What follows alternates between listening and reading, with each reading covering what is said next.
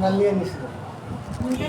হ্যাঁ, ঠান্ডা, মাসি-পিসি, তারপর আরো জানি যে টিকা কাটতে যে এই কারণে আচ্ছা, বেশ কয়েকটা প্রবলেম। মাসি পিসেও ছিল, হ্যাঁ?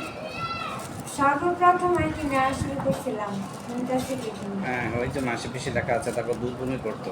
হ্যাঁ আচ্ছা, দুধ বমি আর মাসি পিসি এগুলো কি ভালো হয়েছিল ওষুধ খাওয়ার পরে? হ্যাঁ, আল্লাহর রহমতে ওগুলো তো আগেই বার হয়েছে। আচ্ছা, হ্যাঁ, এগুলো তো অনেকদিন আগের ঘটনা। এমনি ওষুধ খাওয়ার পর মোটামুটি ওষুধ কাজ করেছে বুঝে গেছে, তাই না? আচ্ছা, বেশ সময় লাগেন তাহলে। বমি তো এখনো বমি করে, এটা অনেকবার তো ডাক্তার দেখালাম ইয়ে করে না। এই থাকবে বমি এখনো দুধ বমি করে? বুক জাম, হ্যাঁ, তাই নাকি? বুক জাম। দুধ বমি এতদিন থাকবে কেন? এখনো বমি করে।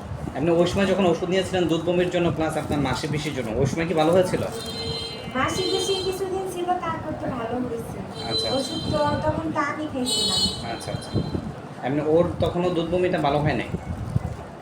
দুধ কমে হলো আছে ওটা খাই। হ্যাঁ, ওই সময় ওষুধ খাওয়ার পরে চেঞ্জ হয় নাই?